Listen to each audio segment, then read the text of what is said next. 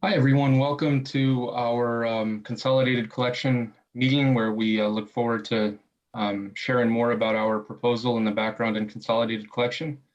My name is Rob Goulding, the Public Information Manager at Public Works, and I'm joined by my colleagues, Chapin Spencer and Lee Perry. Chapin Spencer, everyone. Evening. Director of Public Works, and Lee Perry is our Division Director for Maintenance. A couple folks might be joining us in the next few minutes, but I think we'll get started and I'll turn it over to Director Chapin Spencer. Great. Thank you so much, Rob. It's a pleasure to have a few folks on this call. We're also have CCTV here as well. So this really is mostly a conversation with you all and a Q&A, an opportunity to interact on the concept of consolidated collection. We have a very short presentation for you tonight, about 15 minutes, and then the bulk of the time is for us to talk. So with that, Rob's going to go over a few of the details on the meeting and the structure of it, and then we'll get started. Thanks, Chapin. So to start with, as Chapin said, we'll have a short meeting. There'll be a short overview of Consolidated Collection and some of the proposals that you may be familiar or not familiar with. Then we certainly want to hear from you for the majority of the meeting. Just to start, we do want to make sure everybody's going to have a chance to talk. Certainly want you to have a chance to speak and ask questions. Not a lot of people on the call right now, but just in case we wind up with a lot, we do ask folks to limit their first round of remarks and questions when we get there to about 3 minutes, just to ensure everyone has an opportunity. Certainly if everyone has spoken and there's time, we want to keep going back around. Please wait until the presentation is over and then use the raise your hand feature on Zoom. For folks who aren't familiar with this version of Zoom, you will have to click on the reactions button on the bottom toolbar of your Zoom screen. Click on that and then there will be a raise your hand icon and words that say raise your hand. So easy enough, hopefully. If you have any trouble with that, not a lot of us on here, I think you can feel free to speak up and let us know when the time is right that you want to speak. But again, just to reiterate, if you do want to talk, use the raise your hand feature when the short presentation is over. If you have any questions during the presentation, certainly let us know, or sorry, if you have any technical issues speaking or anything else kind of arises during the presentation, I'd welcome you to contact me at my name's Robert Goulding. It's RGOULDING at burlingtonvt.gov, RGOULDING at burlingtonvt.gov. I'd be happy to help you troubleshoot in real time. And if we happen to run out of time, or if you happen to think of things after the meeting, we also would welcome you to contact us. That'll be up on the screen again later, and we'd be happy to get you an answer as soon as tomorrow, hopefully. So don't hesitate to let us know if you have questions now or afterward. And for folks who may know of other folks in the community who have any linguistic barriers to learning more about this proposal, taking the survey that we've publicized, we do have interpretation services available and would encourage you to let folks know about that. And you simply have to call the main DPW number during business hours. And mostly in real time, we'll be able to connect with a translator for most languages. Sometimes there may be a little delay, but we would welcome you sharing that. If you have any neighbors, coworkers, or otherwise who might have some language barriers. So thank you very much.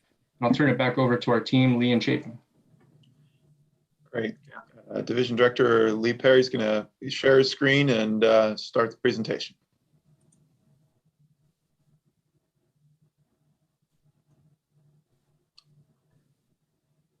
Oh, what are you guys seeing? It's pretty closely down the bottom right corner. You should click on the presentation mode button, and I think you'll be good to go. All set? Perfect. So as Mr. Goulding explained, welcome to our presentation, the agenda that he went over, and give you a little background of Consolidated Collection and what it is. There's many ways that communities coordinate consolidated collection. In Burlington, it's a subscription basis where you either contract with a private hauler or self-haul to one of the Chittenden Solid Waste District drop-off centers. There was a survey done where they surveyed 461 communities, and they found that this subscription basis occurs approximately 11% of communities. Where on the other hand, community or consolidated collection occurs 83% of the time in communities. So Lee, we're still seeing your home screen. Oh, okay. Instead of the presentation, we're seeing the first slide, the welcome slide. Okay. Sorry about that. Try that again. Thanks everybody for your patience.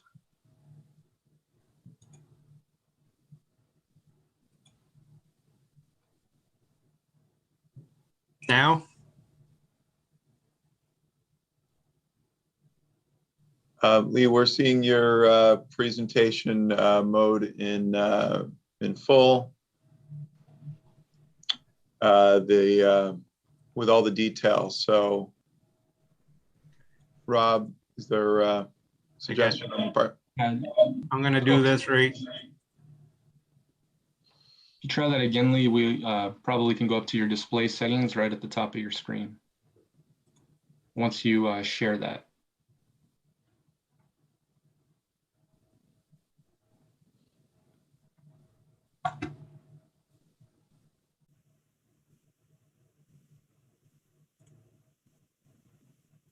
Okay.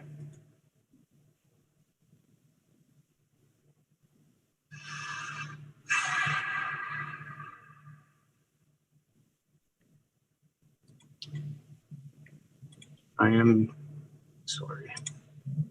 You know, Lee, if If you want me to share my screen. Yeah, I can't get it on my screen for some reason. I don't know why. Okay, great. Sorry.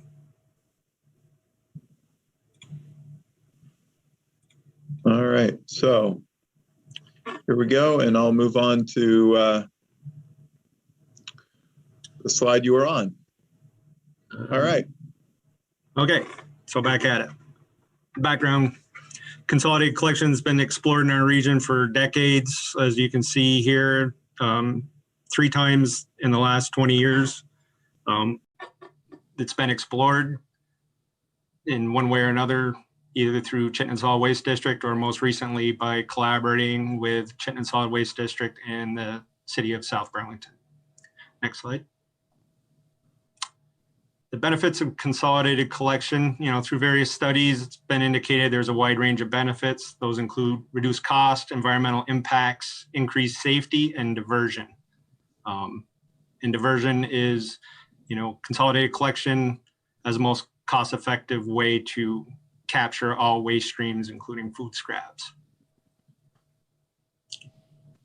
And as you can see on this slide has been our process of public outreach, which started with the initial study in 2019 by our consultant GBB, who reached out to 261 residents through a phone survey, all the way up to the current public meeting that we're at right now. And a lot of the information from these meetings can be found at our website that is listed at the end of the presentation. And the 4 operating models that DPW explored was the franchise model, which was done with our study from our consultants. Franchise model is where the municipality contracts with 1 or more private haulers to collect districts throughout the city. The franchise model with city bid is similar to franchise, except the city would retain the right to bid against private contractors for districts. The municipal model, which is where the city would itself pick up all 3 waste streams, and including oversight, billing, customer service, and scheduling. And then our 4th option is a hybrid municipal franchise model. So under this scenario, the city would continue collecting recycling as it does now, and then would contract out trash and food scraps to 1 or more private haulers. Next slide. And this slide shows kind of what we touched on in the beginning with that 83%. So this pie chart breaks it down. The 58% would be private contractors that are contracted through a municipality. The 40% would be the municipality itself, and the 2% would be some sort of hybrid model. Next slide. All right.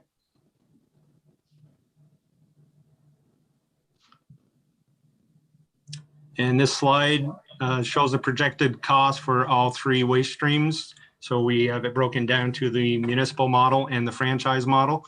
And as you can see, we have different opt-out levels, which means the higher the opt-out, the less participants in the program. So the less participants, as you can see, the cost goes up annually. All right. Well, thank you. Looks like I ended up with the same presentation mode that you had, Lee, but I think the presentation is still visible, so we'll proceed here. Rob, any quick suggestions about how to adjust the presentation? You know, it looks like you are now in presentation mode and out of the slide layout mode, so I think you're good.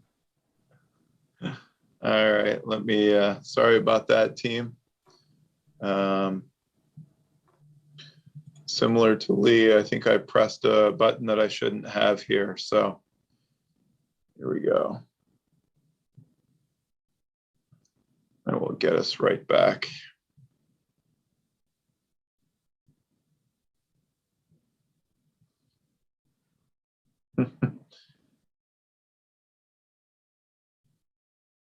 Sorry about that, everybody. Got mine up if you folks need me to bring this one up. All right, why don't you do that? Is my computer now is, here we go. Yeah, creating a little bit of a problem. Okay. Thanks all for standing by.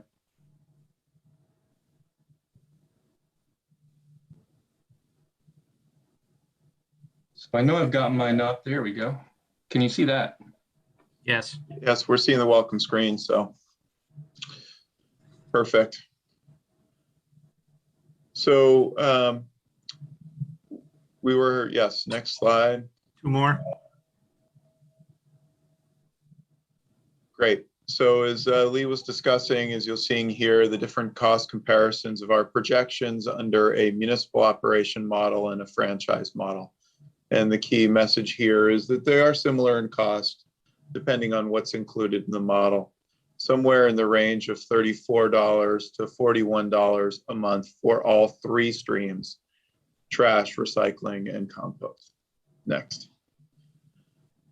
Then we took a look at 13 different areas and evaluated the strengths and weaknesses of each concept.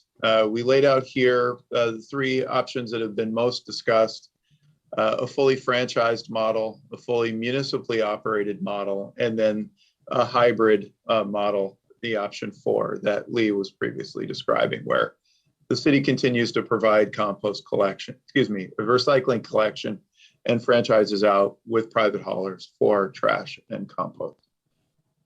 A number of these models are very similar in the top in how they benefit the community. The two models that have been most discussed recently are options 3 and option 4. And so we've highlighted in blue some of the key distinctions in areas that are stronger between one model and the other. And in the municipal model, the city control of service is the greatest. So if the city is providing the service, should residents want a different level, biweekly versus weekly collection, or opting out of service or not opting out, or backdoor collection, that would be most nimbly able to be adjusted if the city was managing the operation. With the union labor and pay under a municipal option, there would be approximately 12 to 14 additional employees who would be needed to provide a fully municipal run service, many of those being union employees.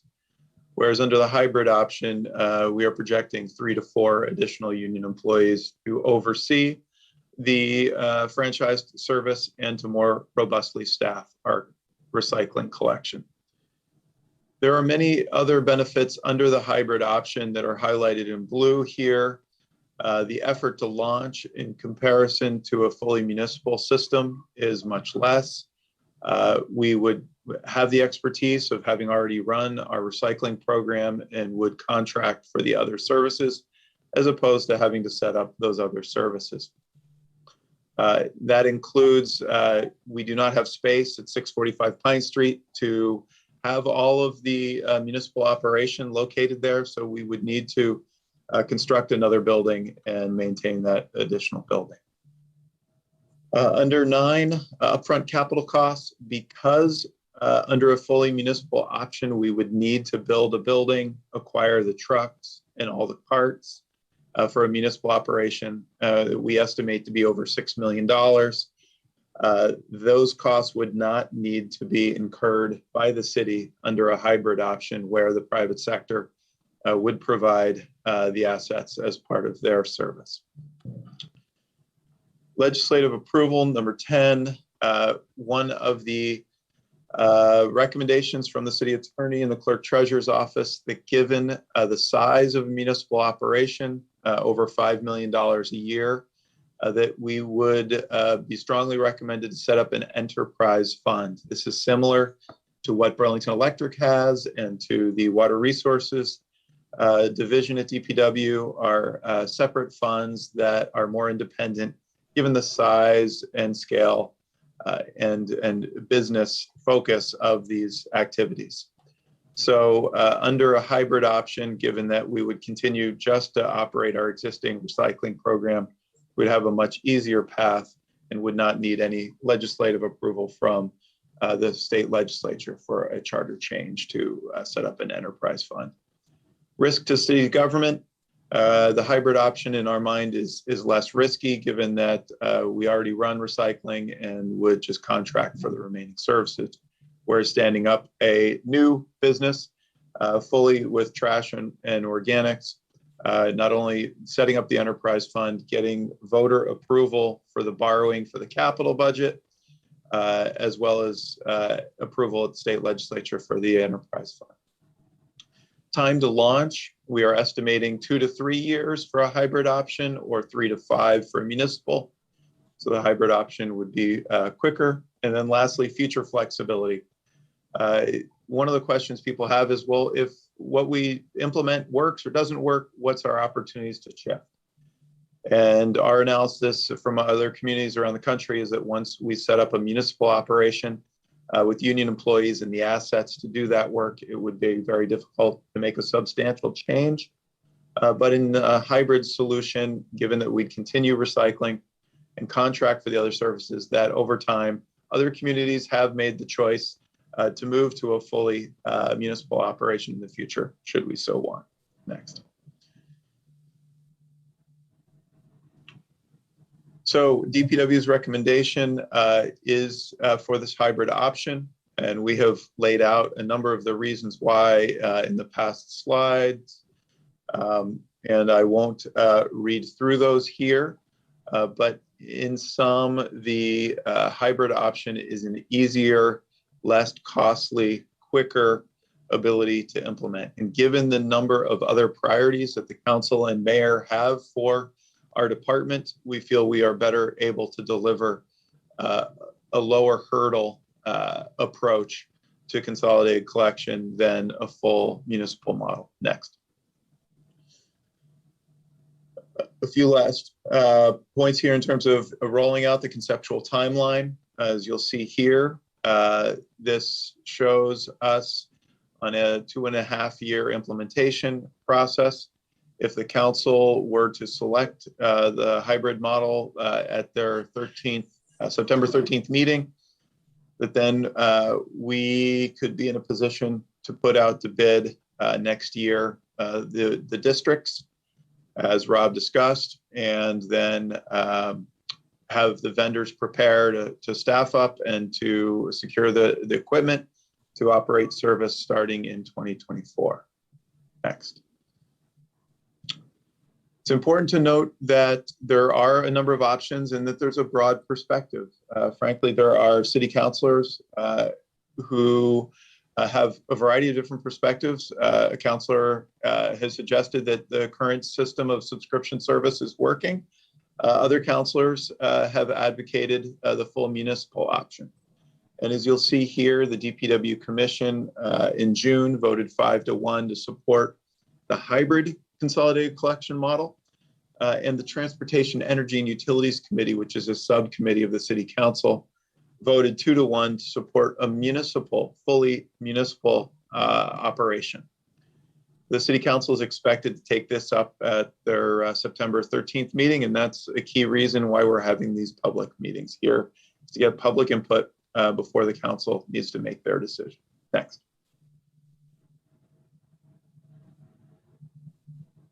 So one of the opportunities that Rob discussed in the beginning of the meeting is a survey that we have online, as we are trying to understand if the community and the City Council decides to advance with consolidated collection, as to what level of service does the community want. And options include whether it's weekly or biweekly collection of each waste stream, whether or not there's an option to opt out. Many people have reached out to us and expressed a desire to continue to use the drop-off centers and not be required to have a municipally collected service. What residential properties should participate? Our consultant recommended 1 to 4 unit properties. That said, other communities collect larger residential buildings, and given next to downtown and UVM, we have many 5, 6, 7, 8 unit buildings.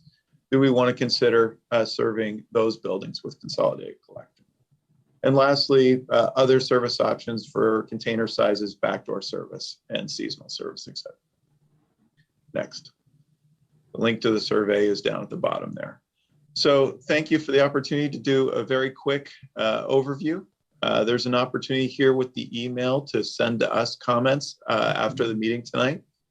Lee's contact information is also listed here, as well as the link to take the survey. And with that, and then finally, the translation services, as Rob had noted in the beginning of the meeting, are available, and we are happy to assist with those as well for taking the survey or providing background on this proposal. And with that, I'll turn it back to you, Rob, for questions and answers. Thank you, Lee and Chapin. And again, thanks for all the folks who have joined us today. I know 1 or 2 of you may have joined a little late, so I just wanted to let everyone know now's the opportunity to hear from you, specifically questions or concerns you want to share with us. Any feedback or reactions, positive, neutral, or negative, or indifferent, we definitely want to hear them and share them here.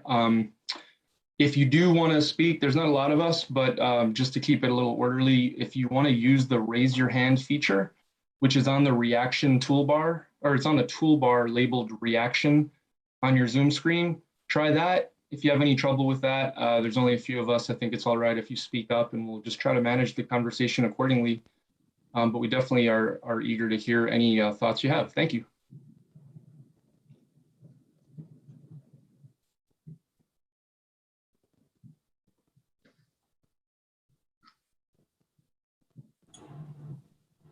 We believe there's got to be a question or any feedback on the presentation.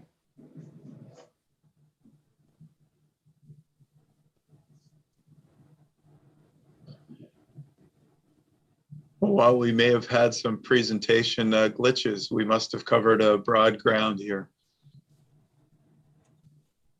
We are happy to answer any questions or take your feedback if you think this is a good idea, you think it's a bad idea, whether we should keep the current subscription system or otherwise.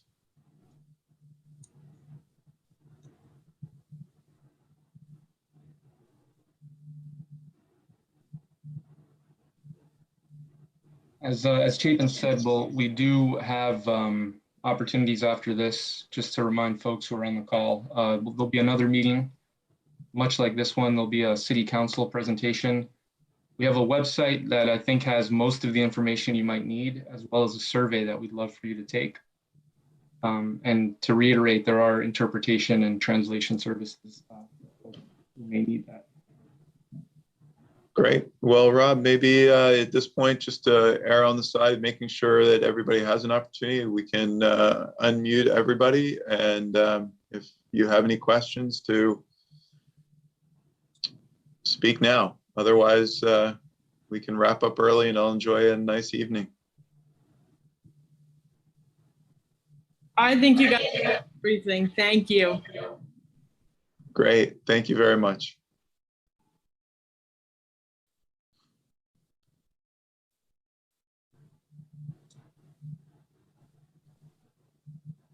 Well, Rob, hearing no further comments, I would say at this point that we're available for calls, emails, and the like moving forward, and look forward to getting your opinions on the survey and having you participate if you want at the council meeting on the 13th.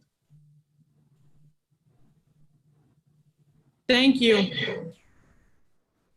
Great. Thank you all. Have a good evening.